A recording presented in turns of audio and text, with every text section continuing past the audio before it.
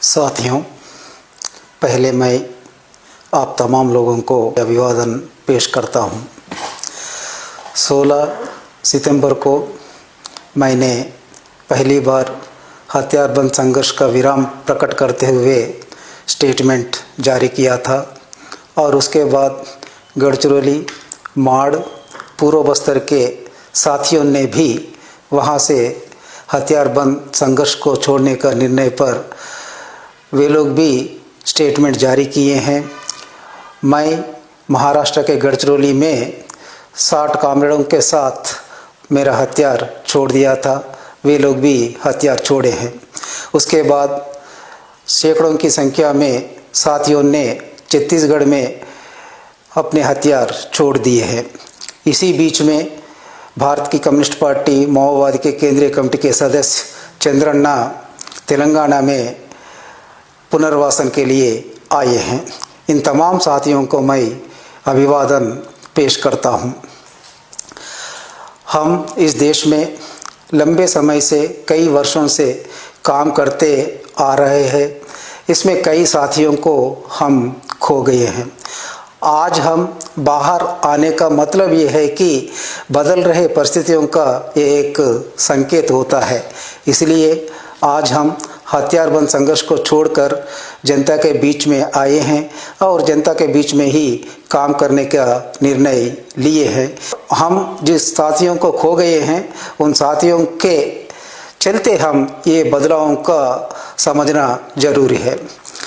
आज भी देश में कई साथी इलाकावार सत्ता को अपनाने के लिए उस रास्ते पे हथियारबंद संघर्ष में डटे हुए हैं और ये तो हम समझना है कि इस रास्ता पर चलते हुए ही हम जनता से दूर हुए हैं। ये उस रास्ता की विफलता को दर्शाता है। लेकिन हमारा सीसी तमाम बदलावों को पहचान रही है, लेकिन हमारे संघर्ष पर बदलाव लाने के लिए तैयार नहीं है। ये उसकी कटमुल्लावाद तरीका को दर्शाता है। इसलिए देश के कोने कोने में काम कर रहे हमारे साथियों से मेरी अनुरोध ये है कि आप तमाम लोग हथियारबंद संघर्ष पर हम आगे नहीं बढ़ेंगे करके हम जो समझे हैं आपके सामने रख रहे हैं। इस पर आप लोग भी निर्णय लेकर हथियार छोड़कर जनता के बीच में आकर काम करने के लिए मैं विनती कर रहा हूँ। हम हथियार छोड़ने पर कुछ लोगों ने हमें निंदा करते हुए अलग अलग प्रकार का दुष्प्रचार कर रहा है। गद्दार, नहीं तो कोवर्ट, ऐसा शब्दों का प्रयोग करते हुए निंदा कर रहा है। इसका मैं सरासर खंडन करता हूँ। मेरे से पहले कमरेड रूपेश ने भी बहुत विस्तार से इस पर बात किए हैं, इसलिए मैं दोबारा उसमें जाना नहीं चाहता हूँ।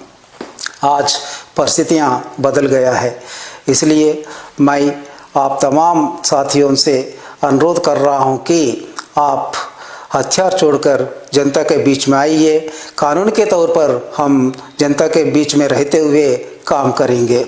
और इसी अवसर पर मैं तमाम देश के बुद्धिजीवियों और जनवादी प्रेमियों और मुख्य रूप से आदिवासी हितैषियों से अनुरोध कर रहा हूं कि हम जो निर्णय लिए हैं इस निर्णय को आप समझिए और हमारा समर्थन कीजिए। जिन लोगों ने हथियार छोड़कर आने के लिए तैयार है, जिन लोगों ने जनता के बीच में काम करने के लिए तैयार है, आप लोग मेरे संपर्क करने के लिए ये नंबर मैं बता रहा हूँ। इस नंबर पर कांटेक्ट करने से हम आपका राय जान सकते हैं, आप आ सकते हैं।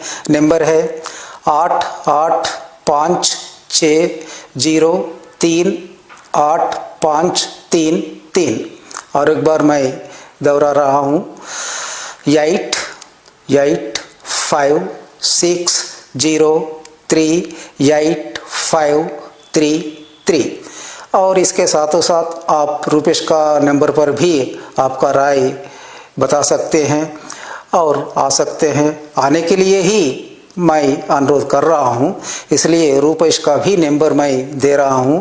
उनका नंबर यह है कि 6267 626163 और एक बार 6267138163। धन्यवाद।